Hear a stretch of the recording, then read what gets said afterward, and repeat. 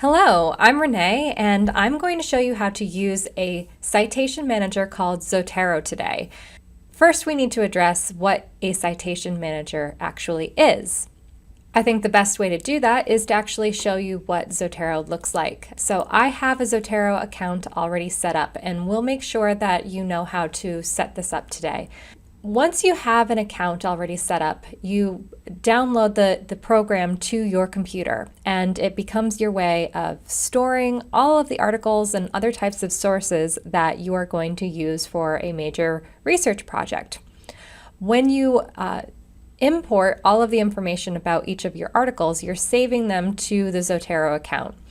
One of the nice things about citation management software like Zotero or like RefWorks is being able to organize your sources by the project that you are working on. So as you can see in my library up here, I have multiple folders, and each of them has a corresponding title that tells me a little bit more about what project I'm working on for this. So today we're going to be working in a folder that I've already created for myself on social media identity. As you can see, there's nothing in here. We're going to add to this folder today.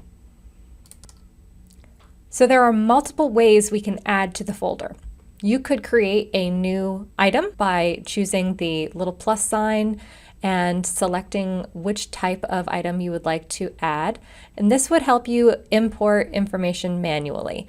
However, today we're going to use a library database, and I'm also going to show you how to save sources that you find on the open web. So we're going to minimize and come back to the database page where we started. So if I didn't say before, this is communication source. I've started a basic search on social media, performance and identity, and we're going to kind of scroll through and decide which ones seem like they would be relevant for our research.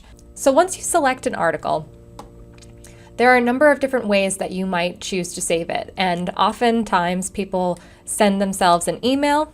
This works out just fine, but when you are using a citation manager like Zotero, you can actually export all of this information to your Zotero account.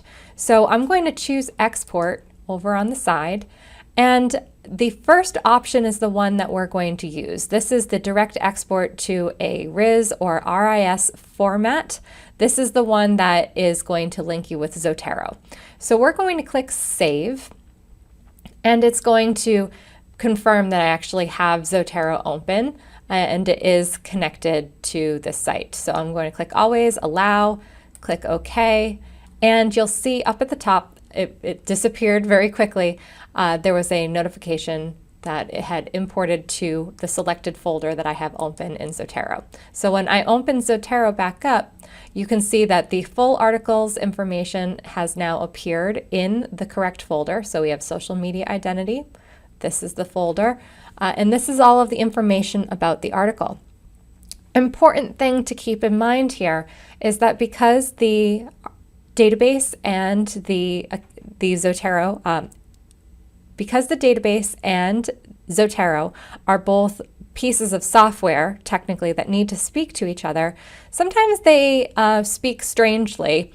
And when you're doing a citation, all caps is basically a no-go. So when you see something like this occur, make sure that you correct the casing yourself.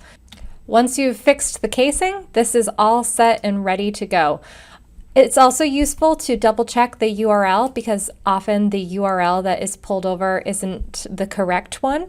You don't want to save the URL that is in the address bar at the top of an article when you find it in a database. The URL that you want to use is called a permalink. So coming back to the article page, we're going to go to the Tools section on the right side and choose the last option, permalink.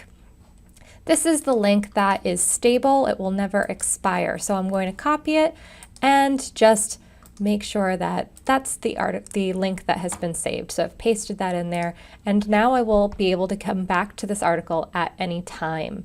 which is really great. Another useful feature with Zotero is being able to use the notes function and add a note. In this case, the database always brings over a note for you about the accession number. I like to remove this one. It's not usually very helpful, but if you wanted to take notes on the article as you are reading it, you can add those here. And they're stored within your Zotero account, which is really useful for later on.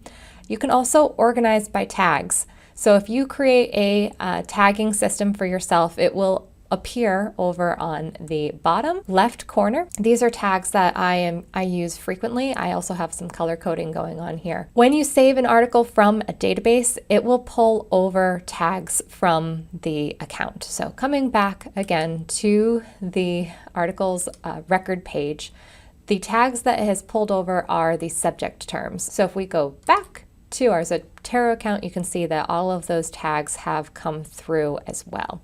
If you would prefer to remove a tag because you know it's not going to be useful for you, you can remove by using the minus sign. You can also add a tag that may help you with working on your project. So if we call this social media identity, we have a new tag in our system and we'll be able to find all of the other articles we have tagged as social media identity later on. So that's how simple it is to save articles from the databases to your Zotero account. Now, there's another really nifty feature for Zotero that I love to use and use very, very often. So I'm also going to show you how to use the plugin. It was at this point that I realized while editing the video that this is getting rather long, so I will show you how to use the extension for a browser in a second video.